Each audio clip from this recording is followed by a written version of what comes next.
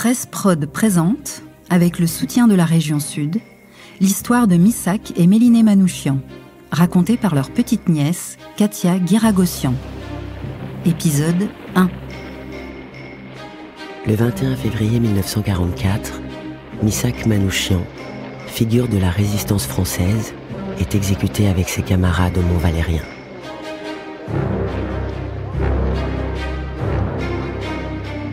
Ce combattant de la liberté était mon grand-oncle.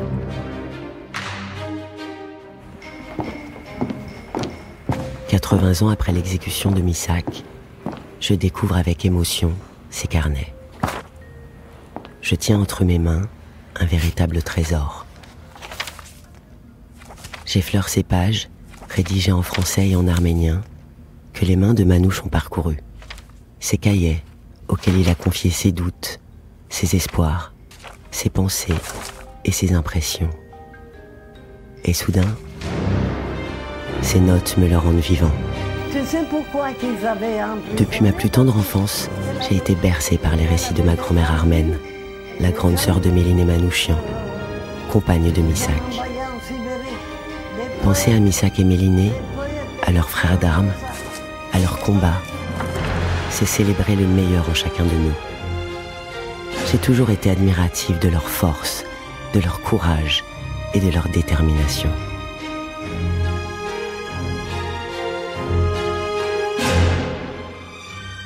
Indispensable comme l'alimentation quotidienne, je dois chaque jour nourrir ma pensée et mon âme de savoir et de poésie.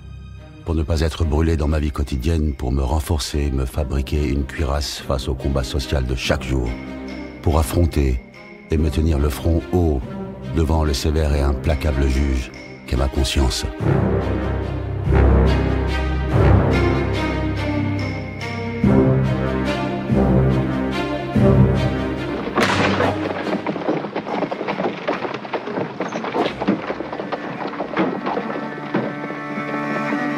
Pour comprendre qui était Missak, il nous faut revenir sur les lieux de ses origines. Né à Adiyaman dans l'Empire ottoman, Missak Manouchian est le plus jeune fils d'une famille de paysans arméniens. Il n'a que 9 ans, au début du génocide, quand son père est tué les armes à la main. Sa mère meurt quelques mois plus tard. C'est un enfant qui assiste, impuissant, aux atrocités des hommes. Orphelin, le petit Missak et son frère Garabed sont alors accueillis au sein d'une famille kurde avant d'être pris en charge par la communauté arménienne et transférés au Liban.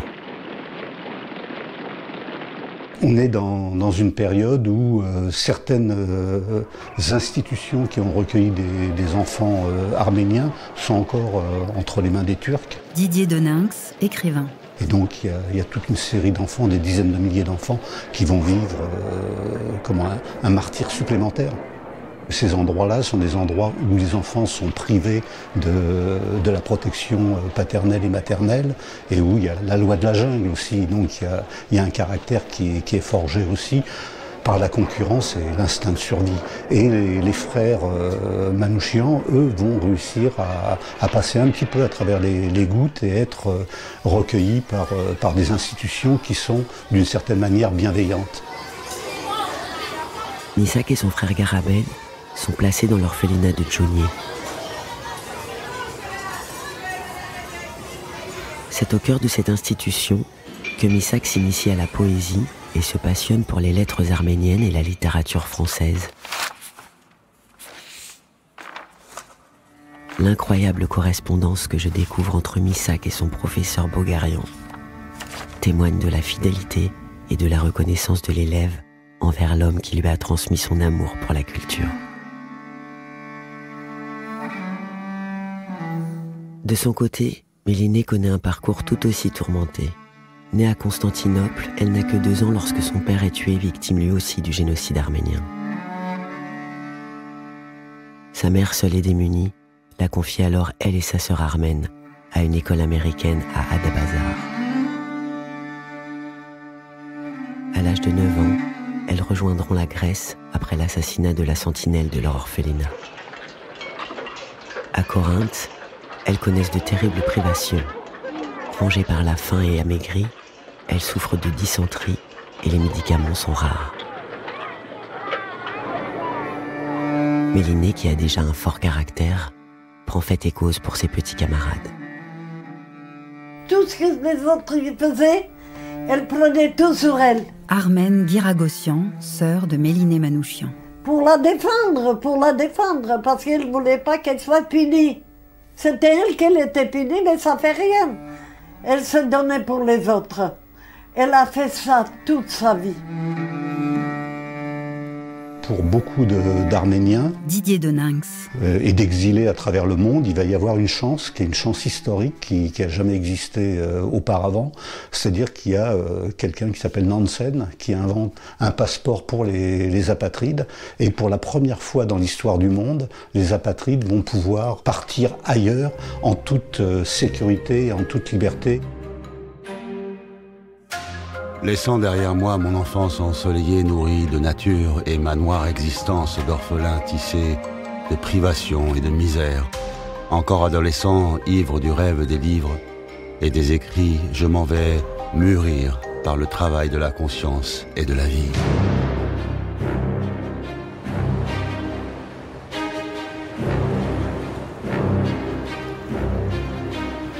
Admirateur de la France, pour sa révolution, son siècle des Lumières et ses valeurs de liberté, d'égalité et de fraternité, Missak a 18 ans lorsqu'il foule pour la première fois le sol français, le 16 septembre 1924.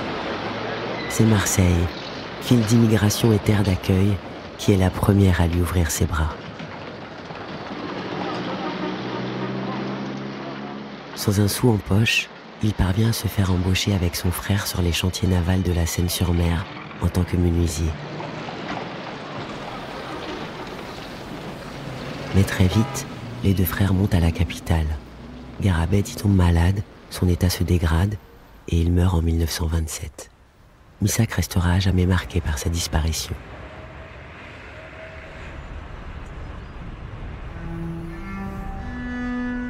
Aujourd'hui, je vis moi aussi à Marseille. Et je ne peux m'empêcher de penser qu'à quelques mois près, les deux réfugiés auraient déjà pu se rencontrer.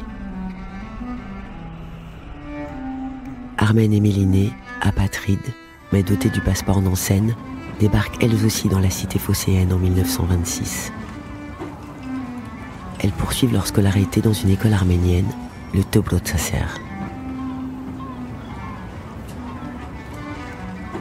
En 1928, l'école est transférée et les deux sœurs montent à Paris. Mélinée obtient son certificat d'études avec mention. J'ai sorti ma sœur et j'ai envoyé à l'école.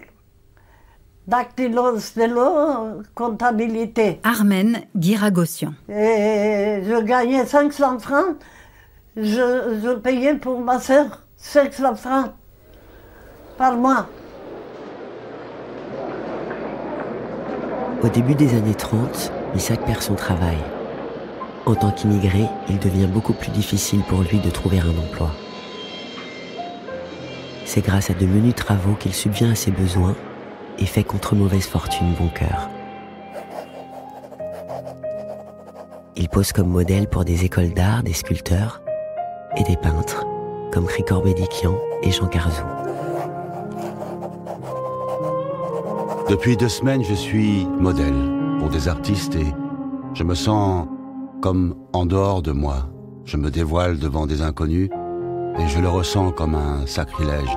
Cependant, les forces de ma vie intérieure s'affermissent toujours et je deviens plus sûr de moi.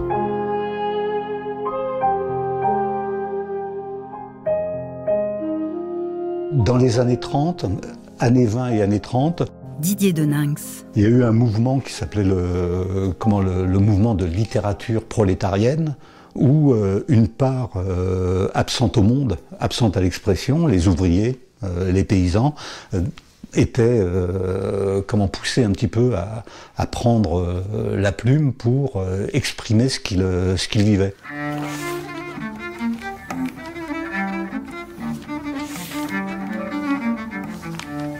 À cette époque, Missak fait partie d'un cercle de poètes arméniens qui l'encouragent et le guident. Avec son ami, le poète Sema, ils fondent 2 revues consacrées à la littérature arménienne et à la littérature française. Missak fait une première demande de naturalisation, rejetée par l'État français. Son engagement politique se précise davantage. Il participe à de nombreux meetings et soutient l'action du Front populaire. Un souffle d'espoir pour les classes ouvrières exploitées et invisibles. La silhouette du Missak résistant commence à se dessiner.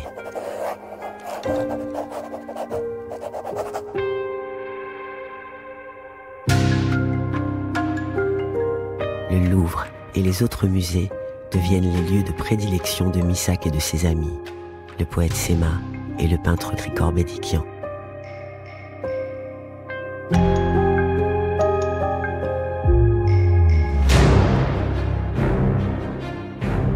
Et c'est ici, au Panthéon, que les trois comparses se font une promesse solennelle. Nous prêtons serment au Panthéon, devant les tombes de Voltaire et de Rousseau.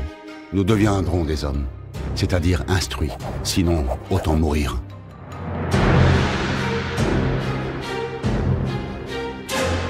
Nous deviendrons des hommes, c'est-à-dire instruits, sinon autant mourir. Un serment fondateur pour ces trois compagnons d'infortune. Extrait du film L'Affiche rouge, réalisé par Franck Cassanti en 1978. Mais je vais te parler de ma rencontre avec Manouchian. C'était un bal, comme celui-là en 1934. Il y avait un gala qui a été donné par le comité d'aide et de soutien pour l'Arménie. Moi, j'étais chargée de tenir la caisse. Méliné, vous voulez danser? Vas-y, Méliné. Va danser avec Manouchian. On va s'occuper de la caisse.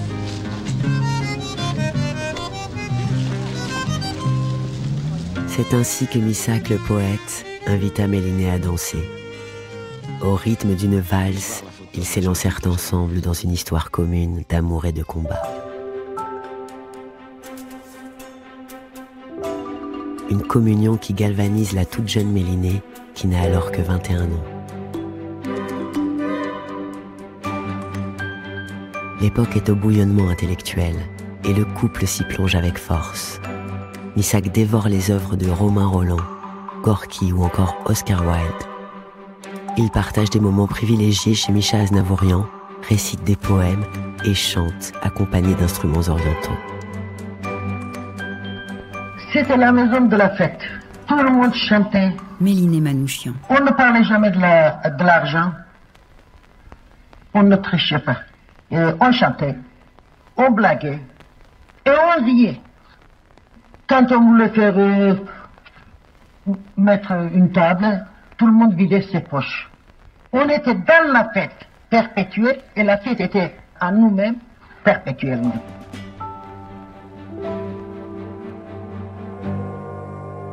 En 1934, il y a une tentative de coup d'État d'extrême droite avec les manifestations sur la place de la Concorde le 6 février 1934. Didier Deninx. Et le 6 février 1934, c'est le moment où Missak bascule. Déjà dans les mois précédents, il se pose la question de qui est le meilleur défenseur de la liberté en France. Et il répond juste après le 6 février 1934, il pense que dans cette période historique, le meilleur défenseur, c'est le Parti communiste français. La menace des fascismes pousse Méliné à s'engager au sein du Parti communiste français. Dès 1936, elle participe aux manifestations et aux grèves du Front populaire et se mobilise avec Missak pour la défense de la République espagnole.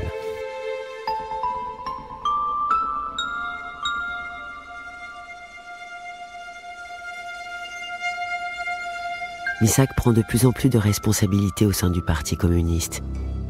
Et en 1937, son investissement en tant que militant s'intensifie. Il sillonne la France pour constituer l'Union populaire franco-arménienne. Arrêté en 1939 au début de la drôle de guerre, puis libéré, il est affecté comme engagé volontaire dans une unité stationnée dans le Morbihan. Depuis Colpo, Missak effectue une seconde demande de naturalisation. Malgré un avis favorable, cette dernière ne sera pas suivie d'effet. Après la défaite de l'armée française en juin 1940, Missak reste sous le contrôle des autorités dans la Sarthe.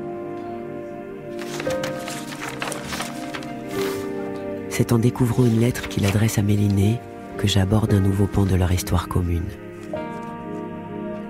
Un moment des plus douloureux, un nouveau sacrifice, l'avortement de Mélinée. Consciente que le combat politique dans lequel ils se sont tous deux engagés ne peut coexister avec un enfant, elle met fin à son rêve de maternité. Dans sa lettre, Missak l'implore pourtant de le rejoindre et de garder l'enfant. Si tu m'aimes comme un frère, comme mari, comme compagnon de ta vie, ta place est auprès de moi. J'ai besoin de toi d'une façon sans limite et de toutes les manières. C'était Missak et Mélinée Manouchian, épisode 1. Une production 13 Prod avec le soutien de la région Sud.